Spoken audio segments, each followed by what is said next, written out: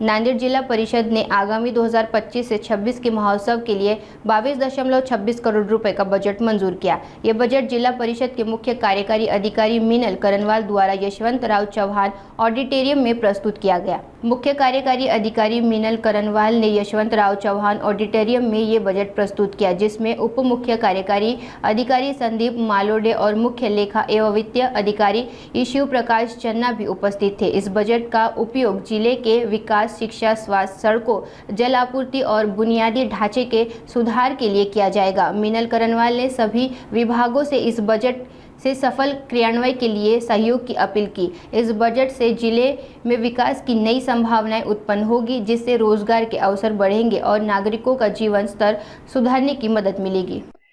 सर्वांना नमस्कार। वर्ष 26-25 मध्ये जिल्हा परिषदेतील उत्पन्नाचा 22 कोटी 26 लक्ष एवढ्या जमीचा अंदाज धरण्यात आला आहे आणि त्याचा अर्थसंकल्प आज इथे सादर करण्यात आले आहे, त्याला मान्यताही दिली गेली आहे।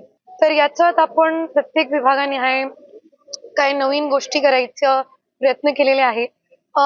लाभार्थ्यांचं सशक्तीकरण हे योजनाचं केंद्र राहील अशाही प्रयत्न यावेळेस केले गेलेला आहे।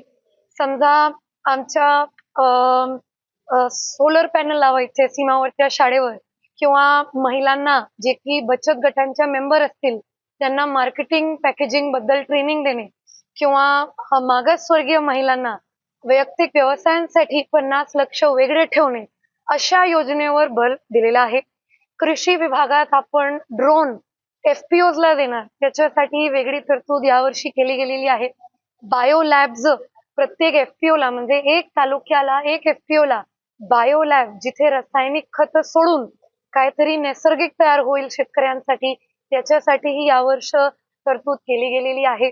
आपण जे नेहमी म्हणत राहतो की शाळेंसाठी काहीतरी करावं, शाळेंसाठी काहीतरी करावं, तर यावर्षी आपण थोडंसं दुरुस्तीवर बळ न देता सोलरची तरतूद केलेली आहे। पशुसंवर्धन विभागामध्ये आपण जे बाहेर खोडे असतात त्याच्यावर शेड लावण्याचाही आपण एक प्रयत्न केलेला आहे आणि 3 ते 4 PHCs ला जिथे सर्वात जास्त मोठी OPD असते तिथे आपण मॉड्युलर डिलिव्हरी रूम हे करायला यावर्षी इच्छुक आहोत। तर एकत्रितपणे यावर्षी जिल्हा परिषद नांदेडच्या अर्थसंकल्पाचं हे मूळ राहिलेलं आहे की आपण लाभार्थ्यांना कसं सशक्त करू शकतो आणि हा जे अर्थसंकल्प आहे हे परिणाम आहे माझी 1.5 वर्षाची जी शेतकऱ्यांसोबत, विद्यार्थ्यांसोबत, महिला बचत गटांसोबत जी चर्चा झालेली आहे त्याचा परिणाम हा अर्थसंकल्प आहे।